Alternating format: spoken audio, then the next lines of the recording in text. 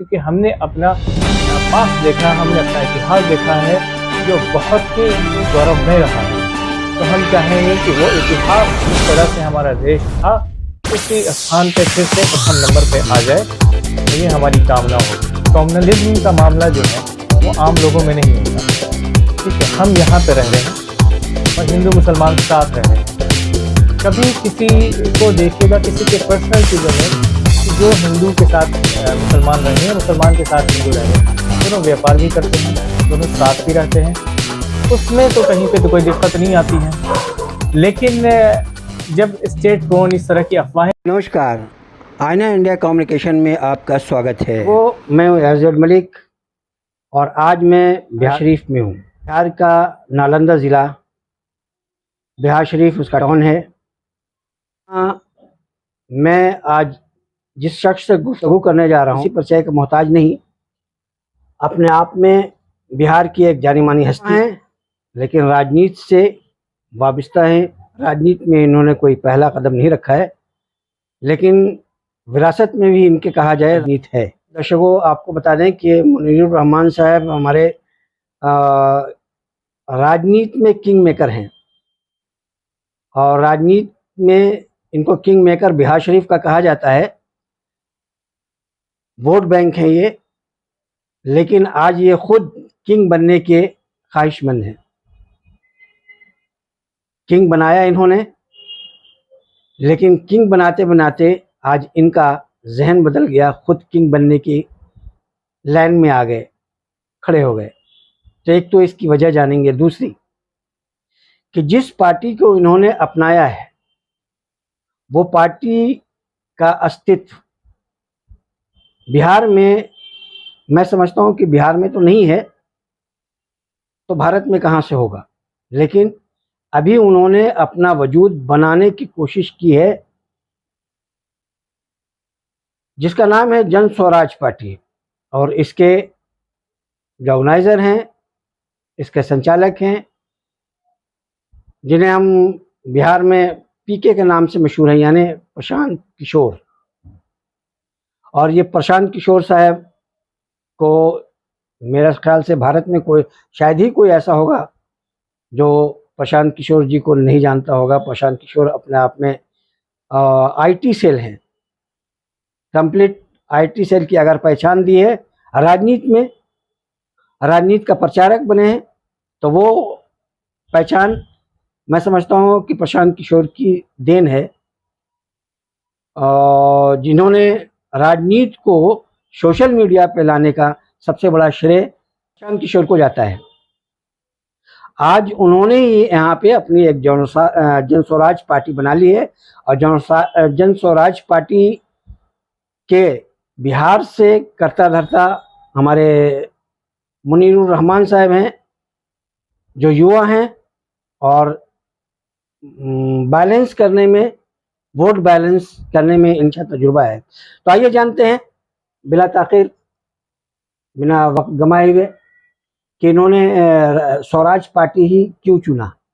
जी, सबसे पहले मैं आपका शुक्रिया अदा करूंगा कि आईना इंडिया दिल्ली से आई है और इस छोटे से अदना से आदमी के लिए तो बहुत बहुत शुक्रिया आपका मलिक साहब कि इस काम के लिए आप आए हैं और बहुत ही मैं शुक्रगुजार हूँ। आपने जो कहा कुछ ज़्यादा ही तारीफ़ कर दी कि किंग मेकर हूँ। मैं तो सिर्फ़ एक खिदमतगार हूँ लोगों का, और लोगों की भलाई की तरफ जाता हूँ। और मैं यही चाह रहा था कि इंसान का जो हक़ होता है इंसान होने का, इंसानों की सेवा करना। बहुत सारे लोग राजनीति में इसलिए आते हैं कि वो अपना ज़ाती फ़ायदा हो। एक बिज़नेस बना दिया है लोगों ने कि 2 करोड़ खर्च करेंगे और 4 करोड़ कमाएंगे। और इससे हम पिछले 35 सालों से देख रहे हैं कि बिहार की स्थिति बहुत अच्छी सुधरी नहीं है। ये धीरे धीरे दूसरे स्टेट के कंपैरिजन में काफ़ी पीछे जा रहा है। हम रोज़गार के लिए दूसरे शहरों में जाते हैं, दूसरे स्टेट्स में जाते हैं, और हमारे यहाँ रोज़गार डेवलप नहीं होता है। और इसमें ज़िम्मेदार सारी सियासी पार्टियाँ हैं, क्योंकि उन पार्टियों ने यहाँ पे रोज़गार डेवलप करने के लिए कोई कोशिश ही नहीं की। हमारे यहाँ पहले 33 चीनी मिलें हुआ करती थी, अब उसके रेशियो के हिसाब से, डेवलपमेंट के हिसाब से कम 100 चीनी मिल होनी चाहिए थी, लेकिन आज 4-5 बची हैं। बड़ी मुश्किल से चल रहा वो काम। और कई रोज़गार तो डेवलप ही नहीं हो पा रहे हैं। हम सारे के सारे डिपेंड हैं पंजाब पे, हरियाणा पे, गुजरात पे, महाराष्ट्र पे। और ये भी देखते हैं कि यहाँ के युवा अपने रोज़गार के लिए यहाँ से पलायन कर रहे हैं। और जितनी डेटा पे हमने स्थिति देखी है, उससे कहीं ज़्यादा भयावह स्थिति यहाँ के युवाओं की है, हर समाज में। अभी चंद दिनों से हम जो राजनीति देख रहे हैं, वो धर्म के नाम पे, मस्जिद मंदिर के नाम पे, इस विचारधारा को हम ख़त्म करने आए हैं। हम इस विचारधारा के लिए आए हैं कि रोज़गार के नाम पे, पलायन रुके उसके नाम पर, लोगों का विकास हो उसके नाम पे राजनीति होनी चाहिए।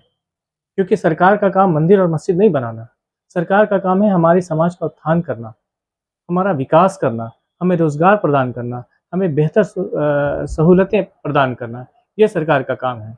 और इससे हट के राजनीति हो रही है।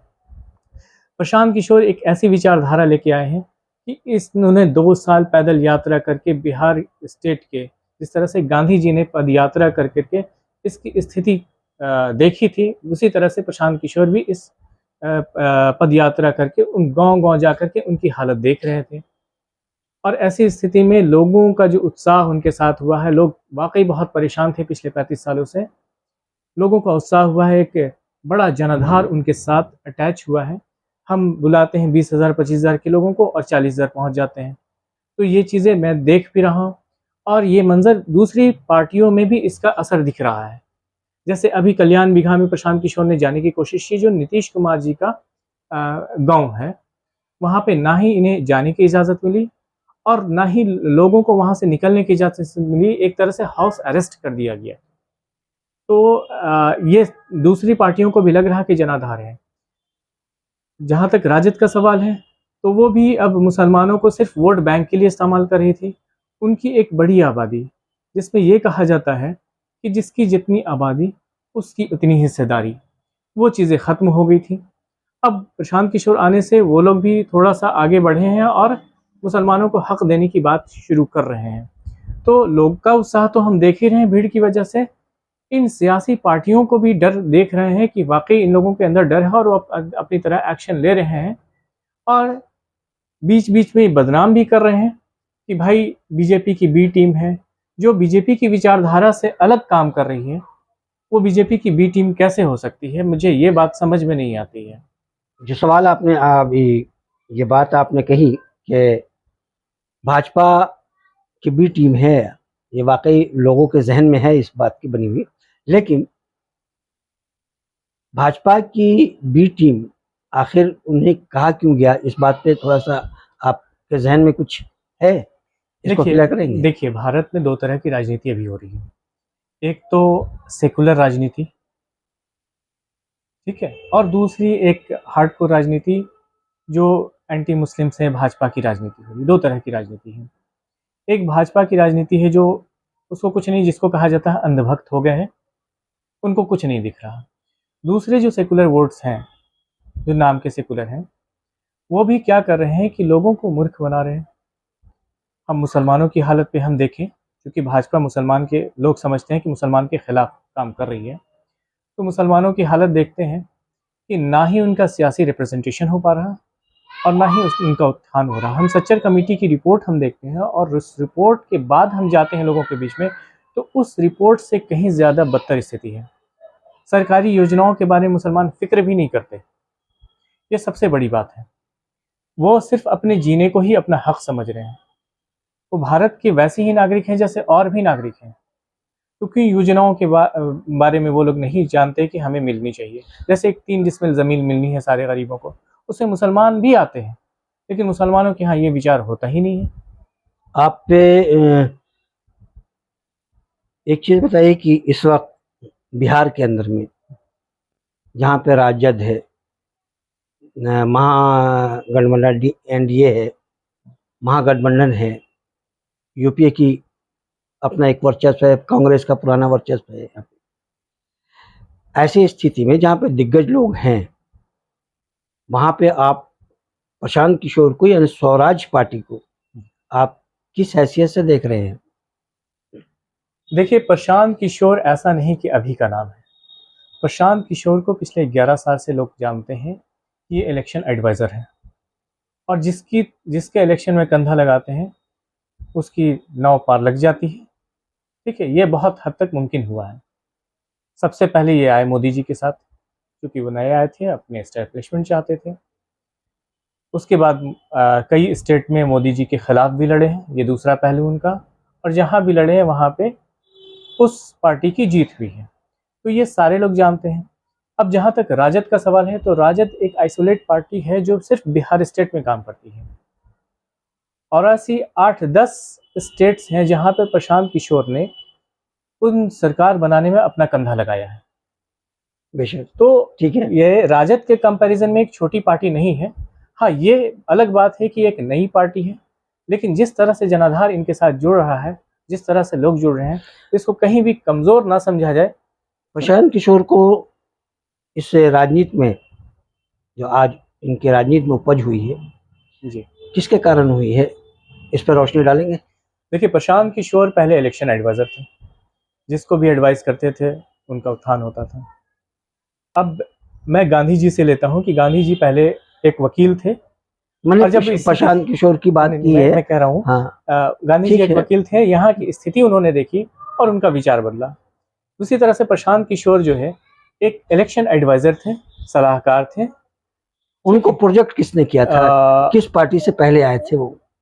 पार्टी मेरा से तो सवाल नहीं है। आए थे, वो इलेक्शन एडवाइजर थे, और उन्होंने जो स्थिति मतलब यहाँ की क्या देखी, चुनाव आयोग ने उनको बहाल किया था या किसी पार्टी ने बहाल किया था? नहीं, किसी पार्टी ने सलाह ली थी उनसे, और कई पार्टियों ने सलाह तो ली। पार्टी कौन थी? सबसे पहले तो भारतीय जनता पार्टी ने, ये एक पहलू हुआ। दूसरा पहलू है कि भारतीय जनता पार्टी के खिलाफ जो पार्टियां आई हैं, जैसे अभी ममता बनर्जी जी लड़ी हैं, भारतीय जनता पार्टी के खिलाफ लड़ी हैं, तो प्रशांत किशोर ममता बनर्जी के साथ थे।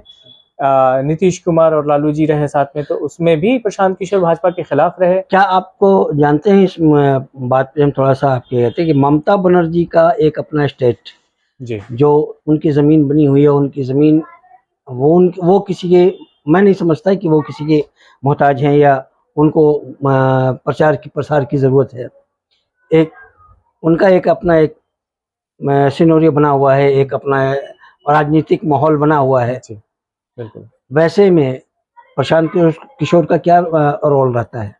देखिए, मैं यही कहूँगा कि पार्टियां आती हैं, अगर किसी को हायर करती हैं सलाह की, तो उनको ज़रूर मदद की ज़रूरत है कुछ। और प्रशांत किशोर काफ़ी एक्सपीरियंस्ड आदमी है इस फील्ड में, क्योंकि पहले में मैं बताऊं आपको कि भाजपा का भी माहौल बहुत दिनों से बना हुआ था, फिर भी उन्होंने प्रशांत किशोर को हायर किया। अभी इसलिए ममता बनर्जी मैं का आपकी बात थोड़ा सा रोकूंगा, क्योंकि हम बंगाल की बात नहीं कर रहे हैं अभी, जी, दिल्ली की बात, यूपी की बात नहीं कर रहे हैं, मैं बिहार की बात कर रहा हूँ। आने वाला समय चुनाव का है बिहार में, ऊंट किस करवट बैठेगा, मैं थोड़ा उस पर बात करना चाहता हूँ कि इस वक्त प्रशांत किशोर जी ऐसे दिग्गजों के बीच में एक चिराग के जैसा टिमटिमाता एक रोशनी उभरा है। आपके बनिस्बत, आपके बकौल, तो आप क्या एक्सपेक्ट करते हैं उनसे, कितनी सीटें आ सकती हैं उनकी? देखिए, बहुत दिग्गज तो मत गई है मेरे सामने, क्योंकि मैं जो देख रहा हूँ और लोग जो देख रहे हैं, प्रशांत किशोर से लोग बहुत ज़्यादा जुड़ रहे हैं, जनाधार बहुत जुड़ रहा है। जहाँ जहाँ इन्होंने पदयात्रा की है, वहाँ पे लोग बहुत ज़्यादा जुड़े हैं, और ये प्रजातंत्र है, लोगों का तंत्र है। लोग जब जुड़ रहे हैं, तो जाहिर सी बात है सत्ता पलट होना है, और लोगों को इंतज़ार है अपने परेशानियों से, इन रोज़गार से जिससे वो परेशान हैं, बिहार की बदहाली से। तो वो लोग चाहेंगे कि एक ऐसे पार्टी आए, एक ऐसी गवर्नेंस आए, एक ऐसी सरकार आए जो कम से कम इस पर तो काम करे, हमारे हालात तो बदले। हम तो ये देख रहे हैं कि हम तो मंदिर मस्जिद के लिए काम कर रहे थे, हम तो इसके लिए काम कर रहे थे, दूसरी चीज़ों के लिए काम करें। अब हमें चाहिए अपने बच्चों के लिए काम करना, और हर इंसान की प्रायोरिटी होती है, अपनी ज़िंदगी का मकसद होता है कि मैं अपने बच्चों के भविष्य के लिए काम करूं। तो प्रशांत किशोर इस विचारधारा को लेके आए हैं, अपने विकास को लेके आए हैं, तो ज़रूर एक बड़ा जनमानस उनके साथ जुड़ेगा। जब आप विचारधारा की बात कर रहे हैं, और तो अब तक के जनता के बीच में उनका खुला एजेंडा, जी, क्या सरकार बनाने के बाद क्या देने जा रहे हैं, जनता जानना चाहेगी कि आखिर उनका एजेंडा क्या है। एजेंडा ये है कि जब आएंगे तो सबसे बड़ी मुसीबत जो है बिहार, प्रायोरिटी क्या होगी? प्रायोरिटी जो पलायन हो रहा है मजदूरों का, एक सूरत शहर में 5 लाख बिहारी जाते हैं। तो ये पलायन रुके, और इस पलायन के रुकने की सबसे बड़ी वजह है कि यहाँ पे इंडस्ट्रियलाइजेशन होना चाहिए, उद्योग लगने चाहिए बड़े बड़े, ताकि वो लोग यहाँ आकर के उद्योग में काम करें और यहाँ का ही विकास करें, यही यहाँ औद्योगिक हो। हम देखते हैं कि सारा का सारा उद्योग जो है गुजरात में लगता है, गुजरात में चैम्बर ऑफ कॉमर्स की मीटिंग होती है, लेकिन बिहार में मंदिर और मस्जिद का मुद्दा होता है। ये मोदी जी भी करते हैं, यही मोदी जी गुजरात के लिए बिजनेस लेके आते हैं और यही मोदी जी बिहार के लिए मंदिर और मस्जिद का मुद्दा लेके आते हैं। तो ये दो तरह की बातें वो करते हैं। हम चाहते हैं कि यहाँ औद्योगिकरण हो, लोगों को रोजगार मिले, ताकि आगामी छठ में अपने त्योहारों में लोग बुरी तरह ट्रेन में भीड़ बना करके दिवाली में जिस तरह से दिल्ली से और गुजरात से और महाराष्ट्र से आते हैं, और अभी जो आपने देखा महाकुंभ मेले में लोग मर गए, और जिस स्थिति से आते हैं वो स्थिति ना हो, और अगले साल का छठ इनके लिए एक वरदान के रूप में आएगा। इंशाल्लाह मैं दुआ करता हूँ और इस पर हम लोग काम आपकी करेंगे। दुआ कामयाब हो, और हम कोशिश हमारी जनता से हम एक बात आपके दर्शकों को बताना चाहेंगे। इससे प्रशांत किशोर जी एक टिमटिमाता चिराग है, अब चलो उनको कामयाबी मिले, ईश्वर से हमारी कामना है। लेकिन एक बात आप बताएं, जो इस तरह की बात आप कह रहे हैं, वो प्लान करने का, प्लान को रोकना है, तो यहाँ पे वो ज़मीन किस तरह से तैयार करने जा रहे हैं, थोड़ा सा इस पर आप हमारे दर्शकों को बता दें। जी, सबसे पहली बात यह है कि यहाँ पे उद्योग जो बंद हो गए हैं, ठीक है, खास के नॉर्थ बिहार के रीजन में जो उद्योग बंद हो गए, क्या उस उद्योग को फिर से शुरू करना। इसको बंटवारा के बाद, झारखंड बंटने के बाद, जी, बिहार को 2 भागों में बांट देने के बाद, क्या उससे पहले बिहार में तो उद्योग तो अब तो सारे चले गए वहाँ झारखंड में, तो बिहार में उद्योग की जगह कहाँ है? और क्या तो सही है कि नेचुरल रिसोर्सेज झारखंड में बहुत ज़्यादा है, लेकिन ऐसा नहीं कि जहाँ पे नेचुरल रिसोर्सेज नहीं है वहाँ पे विकास नहीं हो सकता है।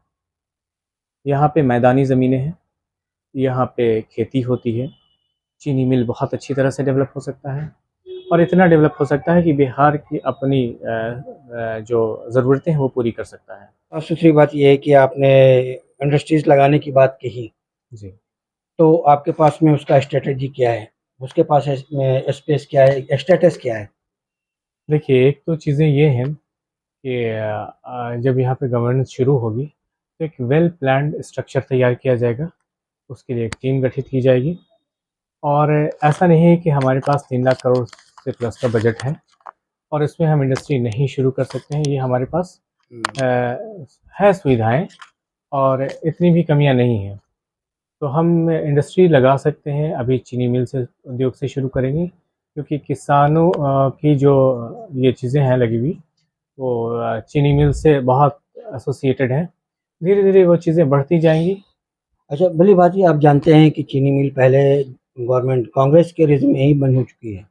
हाँ, उसके बाद लालू प्रसाद की सरकार रही है, फिर नीतीश कुमार की सरकार रही है बिहार में। जी, बावजूद इसके ये जानते हुए कि लोग बेरोजगार हैं, लोग यहाँ से प्लान कर रहे हैं, जो बात आप कह रहे हैं, उसके बावजूद भी उनका जहन या तो जानबूझ कर उन्होंने उसको छोड़ दिया, आप जो चीनी मिल की बात कर रहे हैं, या फिर उन्होंने ऐसा करने से उनके साथ कोई ऐसा मजबूरी है जो नहीं खोल पा रहे हैं।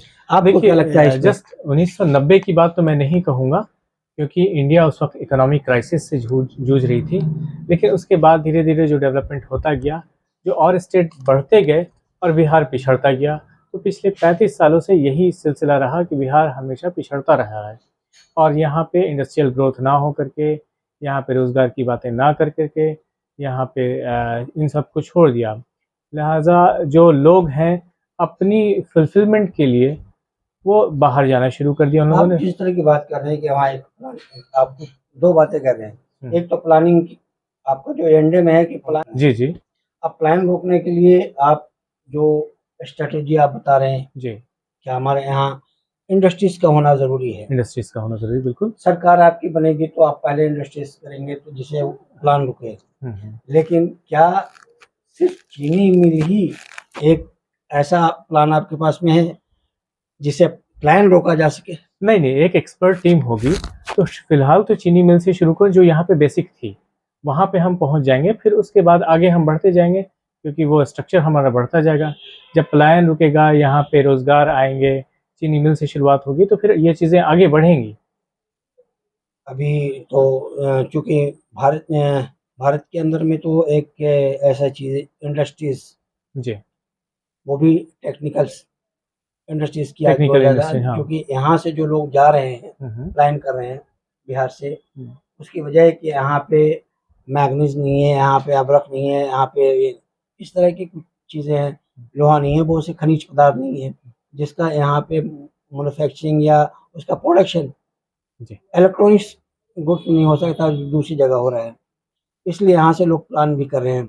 लेकिन वो चीज़ आप यहाँ कैसे उपलब्ध कराएंगे? देखिए, जहाँ पे रिसोर्सेज नहीं होता है, ये मानना बिल्कुल गलत है कि वहाँ पे इंडस्ट्रियल ग्रोथ नहीं हो सकता।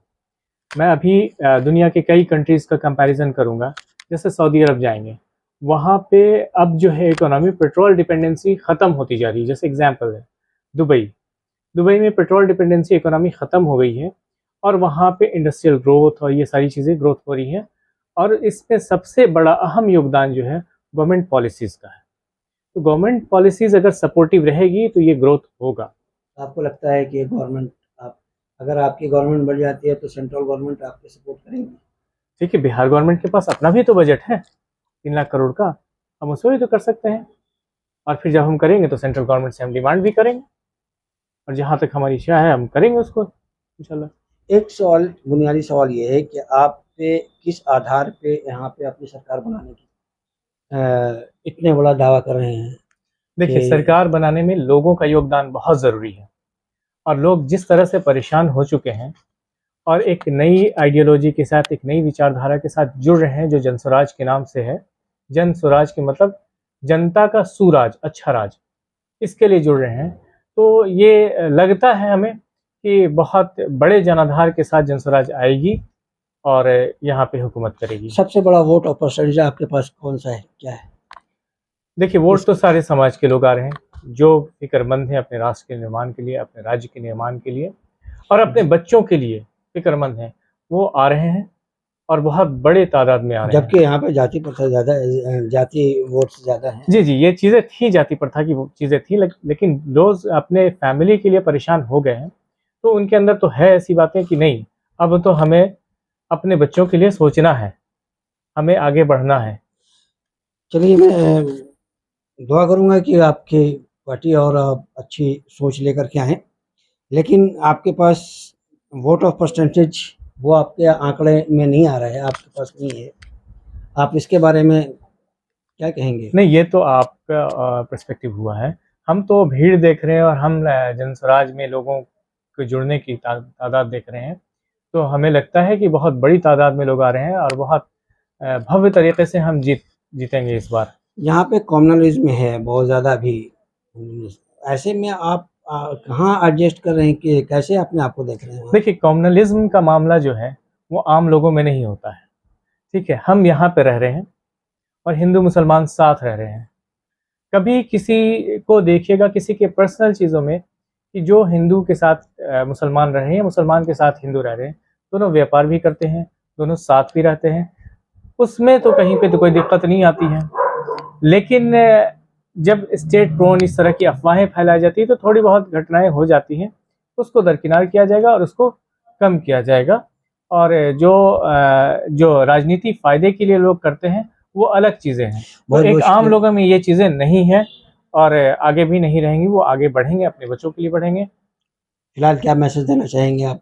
फिलहाल मैं मैसेज देना चाहूँगा कि आप जनता की फ़िक्र करें, और सरकार का काम है आपको रोज़गार देना, सरकार का काम है आपकी शिक्षा प्रदान करना, आपका राज्य विकसित हो, ये सारा काम है, और इस काम को ही सरकार को देखना चाहिए।